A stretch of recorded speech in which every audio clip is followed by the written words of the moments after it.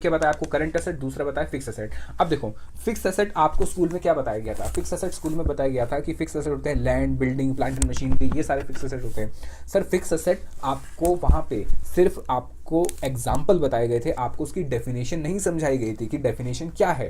तो उसकी डेफिनेशन मैं आपको समझा रहा हूँ। देखो कह रहे कि एसेट्स, सबसे पहले तो फिक्स एसेट बनने के लिए एसेट होना चाहिए, वो तो ऑब्वियस बात है, एसेट में से करंट एसेट और फिक्स एसेट निकलेंगे। Held with the intention of being used for the purpose of production or providing goods or services and is not held for sale in the normal course of business। अब ये क्या बोला इसने, नहीं समझ आया, देखो एक बार दोबारा पढ़ते हैं क्या लिखा है। सबसे पहले कह रहा है कि क्या होना चाहिए सर, एसेट होना चाहिए। हेल्ड यानी आपके पास होना चाहिए, यूज होना चाहिए। विद द इंटेंशन यानी उसको यूज करने की मंशा या इसकी इंटेंशन आपकी क्या होनी चाहिए, क्या बोला, of being used for the purpose of producing और प्रोवाइडिंग गुड्स। अब क्या मतलब है इसका, मैं थोड़ा सा आपको लिख के समझाता हूँ, ऐसे समझ नहीं आएगा।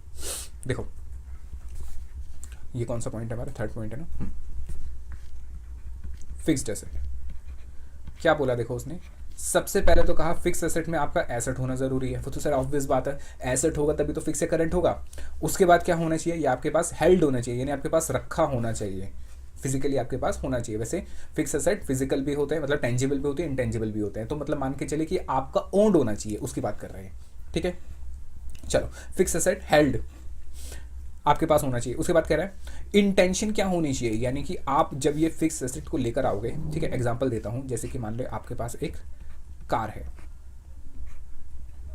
ठीक है, ये थोड़ी अजीब सी कार बन गई, मान लो फिर भी एक कार है, और ये कार का आप क्या करोगे सर, इसको हम बिजनेस में यूज करेंगे। किस में यूज करोगे, बिजनेस में। यानी आपने एक एसेट खरीदा जो कि आपके पास हेल्ड है, और क्या कर रहे हो आप, आपकी इंटेंशन क्या है, ये देखो ये सर खुजाते हुए आप अपनी इंटेंशन सोच रहे हो कि भाई हम इसका क्या करेंगे। तो इंटेंशन क्या होनी चाहिए आपकी, दोनों में से कोई एक इंटेंशन होनी चाहिए, ठीक है। पहली इंटेंशन क्या लिखे देखो, for the purpose of producing और प्रोवाइडिंग गुड्स, यानी या तो आप इससे मैन्युफैक्चरिंग करोगे, किसकी मैन्युफैक्चरिंग करेंगे सर, गुड्स की, या फिर मतलब दोनों चीजें नहीं, या तो ये करोगे या फिर ये करोगे, या फिर क्या कह रहा है, और सर्विसेज, या फिर आप इसे क्या करोगे, आप इसे प्रोवाइड करोगे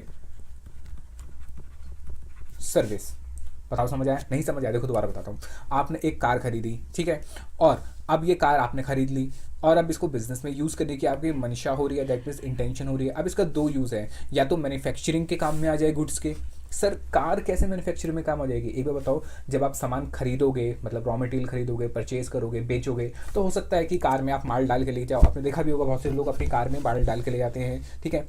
और या हो सकता है चलो आप कार में माल डाल के भी नहीं ले आ रहे, आप जहाँ से परचेज करने जा रहे हो या क्लाइंट के पास जा रहे हो, तो आप इस कार में बैठ के जा रहे हो क्योंकि आपकी कार है, बिजनेस के लिए उसको यूज़ कर रहे हो। दैट मीन्स आप उसको यूज़ कर रहे हो for the manufacturing of goods, यानी कि आप गुड्स सेल करते हो, इसलिए आपको कार चाहिए ताकि आप क्लाइंट के पास जा सको, अपनी मीटिंग्स में जा सको, या फिर आप उस कार को एज अ कैरियर भी यूज़ कर रहे हो कि आपसे माल डाल के लेके जा रहे हो, या कुछ और काम उसको यूज़ कर रहे हो। मतलब सिंपल कहने का मतलब है जो आप गुड्स बना रहे हो उसके लिए यूज़ हो रही है। अगर आप गुड्स नहीं बना रहे तो आप क्या दे रहे हो, सर्विस दे रहे हो। फॉर एग्जाम्पल ये एक चार्टर्ड अकाउंटेंट है, मान लेते हैं एक सीए है, और इसने कार ली है। अब ये क्या करता है, सुबह अपने घर से निकलता है, इस कार में बैठता है और अपने ऑफिस जाता है, और उसी कार के अंदर अपने क्लाइंट्स के पास जाता है, उसी कार के अंदर अपने ऑडिट के लिए जाता है, बाकी अदर वर्क के लिए जाता है। तो डेट मीन्स वो क्या कर रहा है, वो कोई गुड सेल नहीं कर रहा, वो तो सर्विस दे रहा है। और वो सर्विस कैसे दे रहा है, इस कार को यूज करके।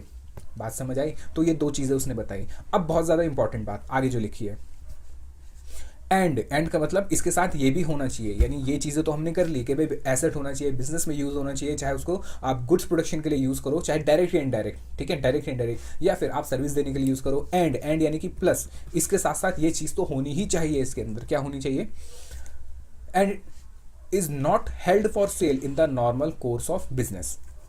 कह रहा है कि not held for sale in the normal course of business.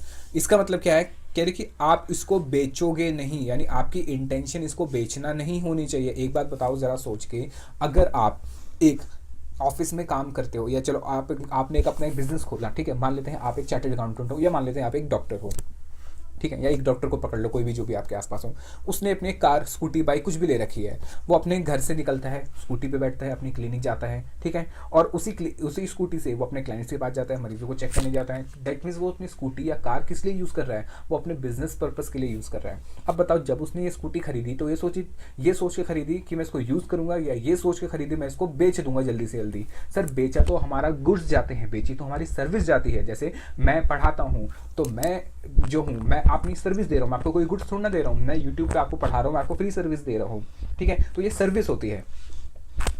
तो वो कह रहा है कि या तो गुड्स के लिए या सर्विस के लिए। उसके बाद not held,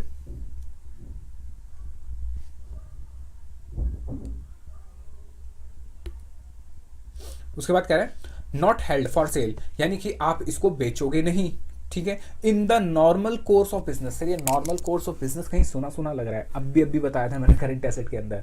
normal course of business हमारा होता है जहां मेरी एक ऑपरेटिंग साइकिल कंप्लीट हो जाती है, वो होता है मेरा नॉर्मल कोर्स ऑफ बिजनेस। इसके बारे में बहुत ज़्यादा आगे डिटेल जानने के लिए आपको जो बीकॉम की कुछ बुक्स हैं उसके अंदर इसके बारे में थोड़ा पढ़ने के लिए और मिलता है, या फिर अकाउंट्स के अंदर भी मिलता है, लेकिन मैं उतना डिटेल में नहीं जाऊँगा क्योंकि आपके लेवल पे उतनी वो चीज़ें नहीं हैं, तो मैं सिर्फ इतनी बात करता हूँ।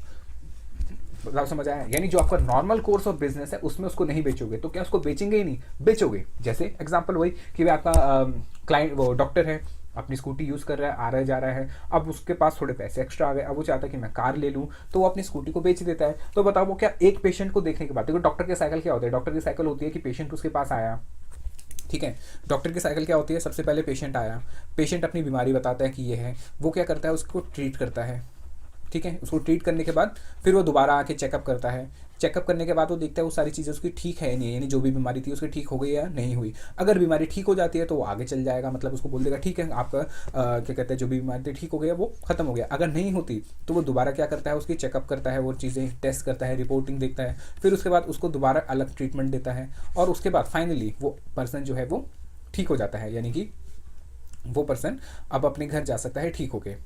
बात समझ आई? तो उसकी ऑपरेटिंग साइकिल कहाँ से शुरू हुई, पेशेंट को देखने से पेशेंट को क्योर करने तक खत्म हुई।